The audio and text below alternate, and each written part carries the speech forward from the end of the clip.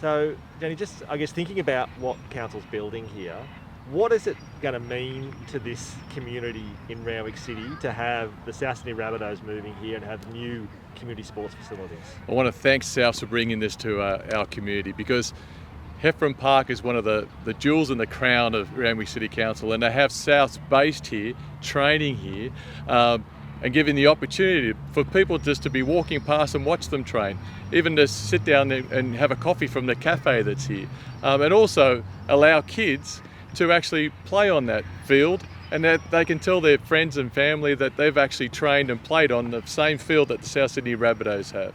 And imagine this time next year when we're back in the grand final, it'll be such a sensational place to be holding so many different functions and celebrating their newfound win for the second year in a row.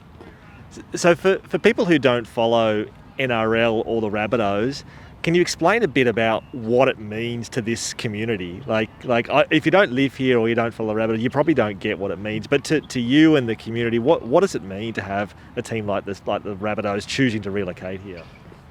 Souths are the epitome of a real community side. I mean, they've been based at Redfern, but we've all known for a long time that Maroubra and the southeastern suburbs is the home of Souths. This is really their traditional fan base.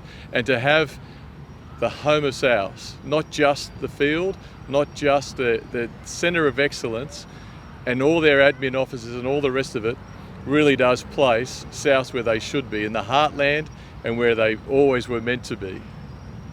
What about Souths Cares? I know they do a lot of great work in the community. What do they do, and what difference do they make?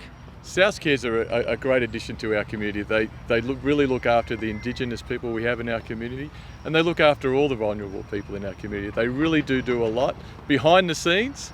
They don't go out there for Alicia and the team really don't go out looking for notoriety, but they really do a lot behind the scenes, and we really thank Souths, and which will be based in the same centre. So Souths are doing a terrific thing for the community.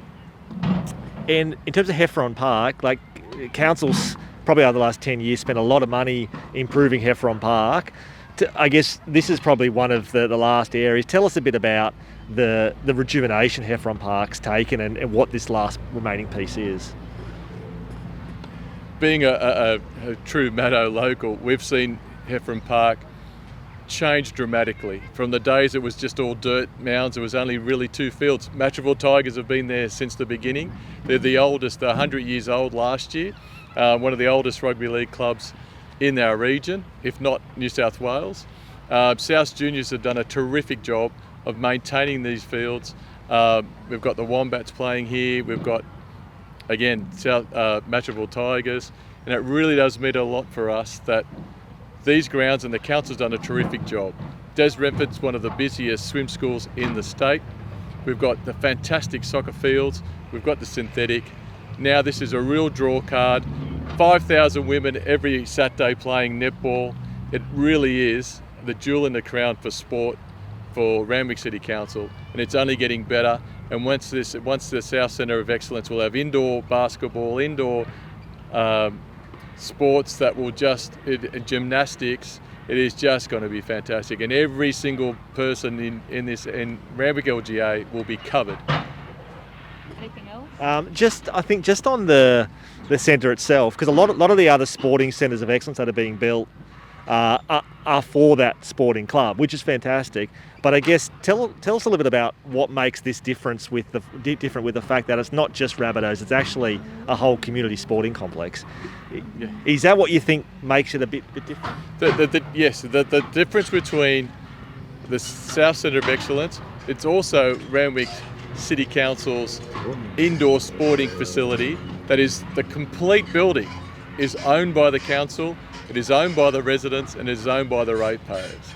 And this is for them to use whenever they can. Souths will generously give time to schools. Souths Cares will take in Indigenous kids, and there'll be nutrition programs. There'll be a lot going on. This is not just a building of bricks and mortar. This is really going to be the heart of not just sport, but of a community feel. And we're really proud to have got this started, and we're really proud to have this in our LGA. When we first started planning this centre 7 years ago, when South last won the grand final, and now here we are 7 years later, just started construction. They're in the grand final again. That's got to be a good omen for the weekend. Exactly, and exactly. We've always planned to open it this weekend, and how fantastic it is that they actually make the grand final in the same week that we've actually done our groundbreaking. And the thing is, we expect that everyone's going to show their colours, get out there. South Sydney is a real battlers team. It's a real team of the southeast. It's a real heartland team, and we expect everyone to show their colours, and I know they will.